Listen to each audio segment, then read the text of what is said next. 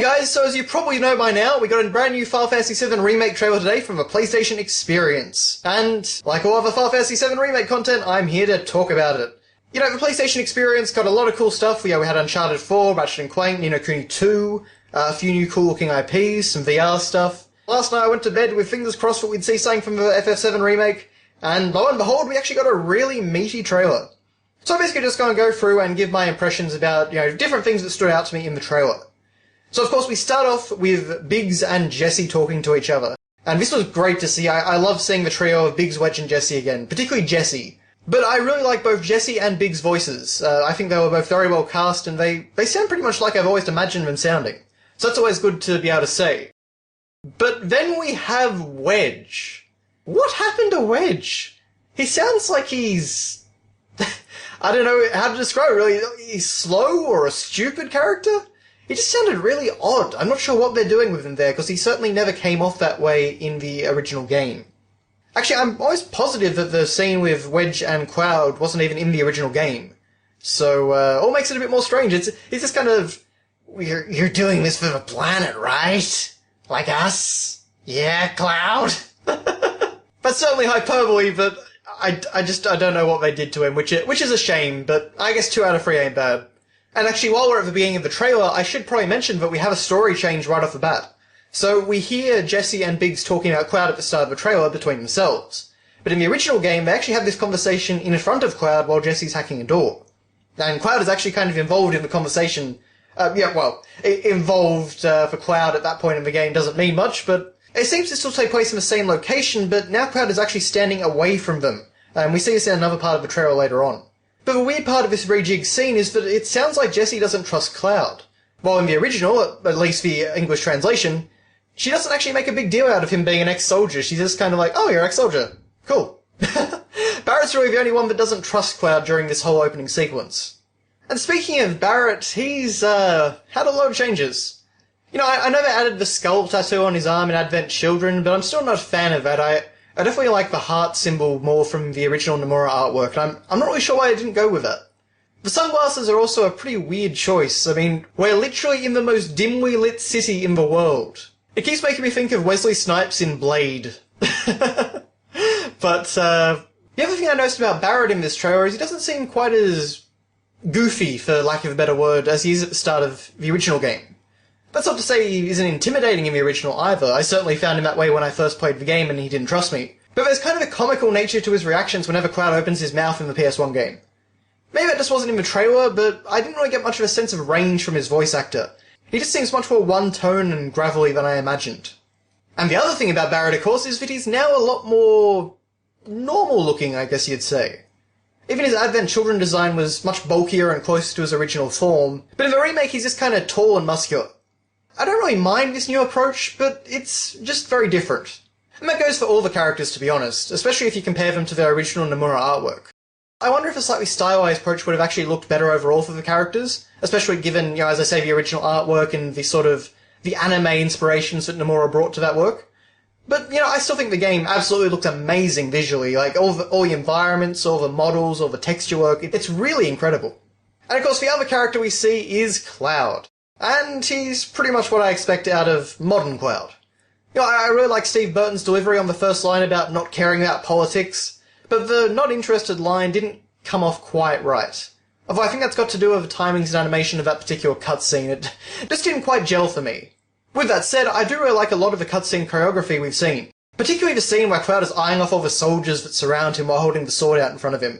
My only concern is that I hope they still let you control that part of the sequence. In the original game you kind of got to, say run away or fight or take them on in smaller groups and things like that. It wouldn't change the final outcome, but it would just kind of give you a bit more XP and, let you have a hand in what Cloud was doing in that sequence.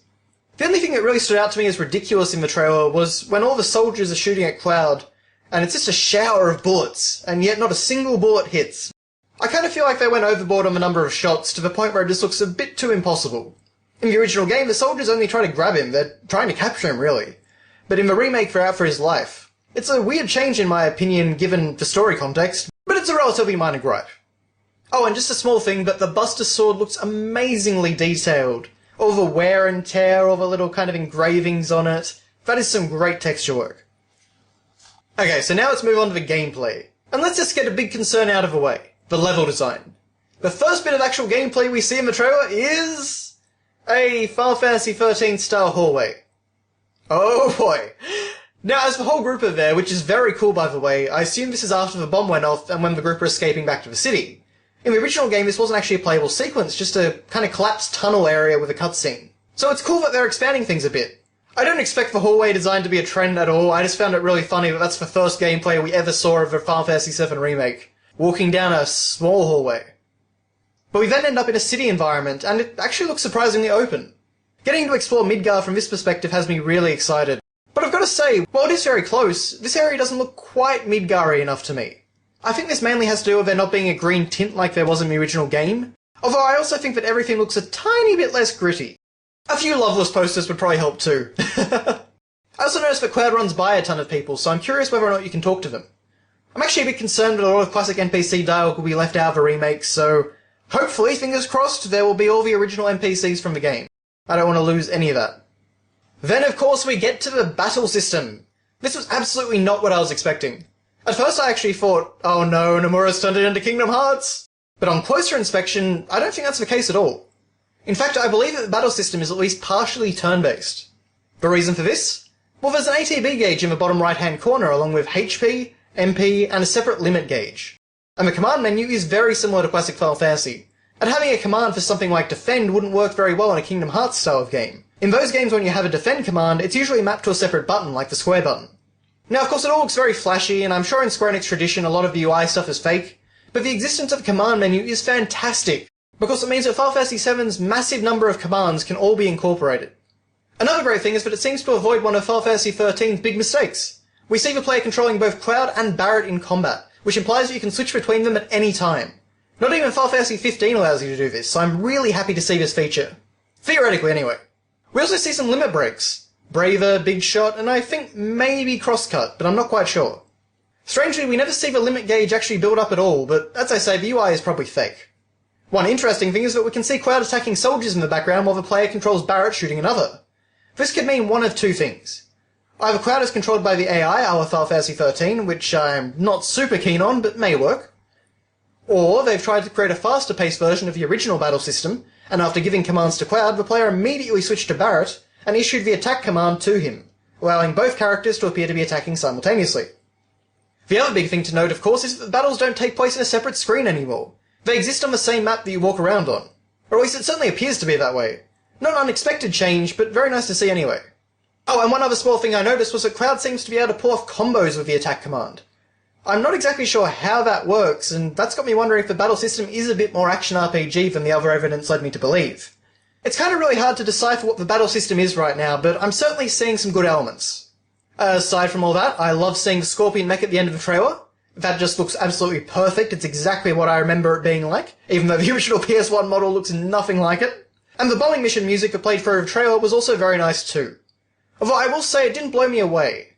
It was a pretty standard orchestration, especially considering, how many times we've heard official remixes of this song. But overall, impressions of the remake so far are very good. I can see potential issues I'll personally have with the game, but it's mainly small stuff. If the battle system and level design work out, I think I'll be a pretty happy camper. Between this and Cloud and Smash, it is definitely a great time to be a Final Fantasy VII fan. Now if only we knew when it's coming. I still think 2017 is most likely, being the 20th anniversary, but we all know what Square Enix is like when it comes to releasing games in reasonable time frames. But we'll just have to wait and see, so thank you very much for watching, guys, and I'll see you next time.